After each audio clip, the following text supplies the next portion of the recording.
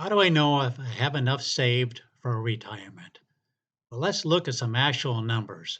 According to the numbers, your planned spending goal, that's what your expected expenses will be once you retire, has to be less than or equal to your Social Security payment plus 4% of your retirement portfolio, often known as a 4% withdrawal rule.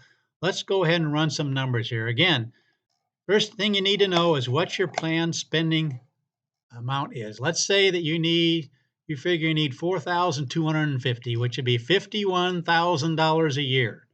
What we want to do is see what 4% what that would be. Let's say, for example, you want to see if, say you have 750,000 saved up.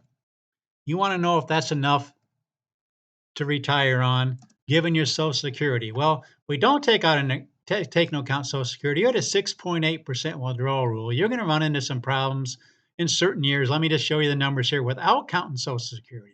But Social Security is a big part of your retirement planning. If you don't include a Social Security with a 6.8% withdrawal rate, you're going to run out of money 17% of the time in the last 100 years. You can see it right here during the Depression years, during the year 2000 and along here about the late 60s or whatever in 1937. Not bad necessarily, but that's why it's crucial to take into account Social Security. Okay, let's say you're 62 and you open up your Social Security statement and it says at full retirement age, you're going to get $2,400 a month. Now, you're at you're ready to retire. You see this 2,400, but you're not 67. So you don't get this 2,400 yet. You get actuality, if you're 62, you get 70% of whatever this amount is. So you're going to get 1,680. So we're going to go ahead and change this 1,680 taken from the very first year you retire. Now, what does that mean? That means instead of needing 4,250 from your nest egg each month, you only need 2,570 because you're getting 1,680 from Social Security. So what we want to do is run the numbers here to show you just how often that would have been a problem. Obviously, you're down to 4.11% withdrawal rate, and you were at 6 point something. But we also want to take into account an asset allocation because you don't want to leave it all in the S&P 500. Because if you have a decade like the 2000s, you could have 3 down years, and that'd be knocking it down. You'd be taking these monies out of this and selling low because the money would have to come out of here. So we're going to do a 60-40, which is often recommended. 60% staying in the S&P 500, 40% going into cash reserve. So you're taking this 30,000, 31,000, 32,000 out of the cash reserve account, not out of the S&P 500, because that's already being knocked down. You don't want to sell low. So let's go ahead and run these numbers. Before, you didn't count Social Security, you were running out of money 17% of the time. Let's see how difference that makes. That gets you down to close to that 4% rule. Remember, that's what we've been looking at is you need your Social Security plus 4% of your nest egg. And look at this, folks, 0% of the time you run out of money over the last 100 years for a 20-year period. The only time you had an issue was 1929, and we've looked at those numbers so many times. 1929 was very unusual because we had 4 down years in a row. Then we had some more down years. It was just really problematic, so that you would have run out of money in 25 years if you had these numbers. That's once in the last 100 years. This is depression type numbers, folks. So I want to emphasize that. So again, back to our original question. How do I know if I have enough saved for retirement? Once you figure out what your spending goal is, we figured that was 4,250.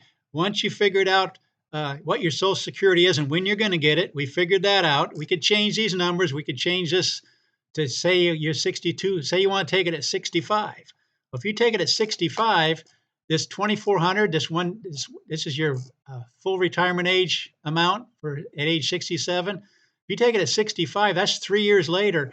Well, this has gone up. That's what's nice about Social Security. This 2,400 has gone up by a certain percentage. Usually it's around 2.5%, 3%. We're going to take it at 2.5%. Now your full retirement amount at age 67 is going to be 2,585. But again, you're retiring at age 65, so you don't quite get that amount. You get 2,241. So let's go ahead and plug that in and see how the numbers work. I'm just trying to show you what we can do on this channel. 2,241. And that's beginning in the 4th year. 62, first year. 63, second year. 64, third year. And now 65. Let's go ahead and run these numbers and see how they work out. Again, the first 3 years, you're taking 4,250 straight out of your nest egg. In the 4th year, When you're 65, you start counting on the Social Security, so you don't need near as much. You need 2241 less because that's coming out of Social Security.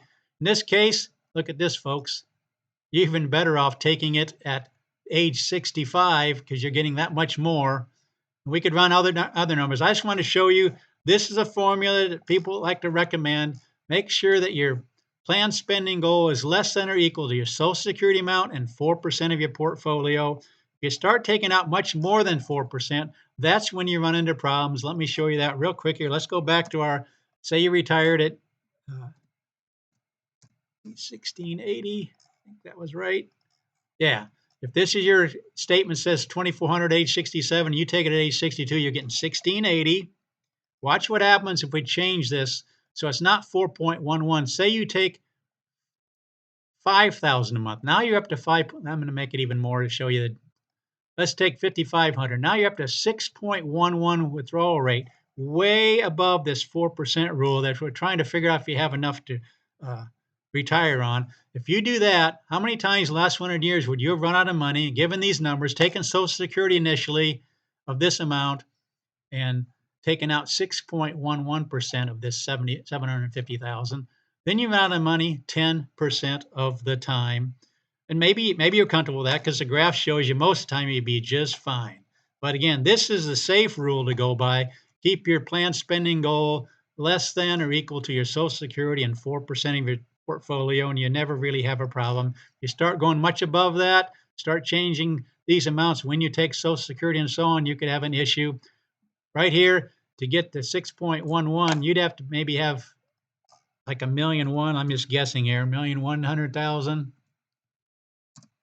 That's down to the 4% rule. So in other words, how much do you need, or how do I know when I have enough saved for retirement? Try to keep to this 4% rule. Try to keep to that. And of course, take into account your Social Security.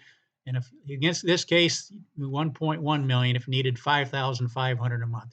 But again, the first thing you need to know is what's your planned spending goal?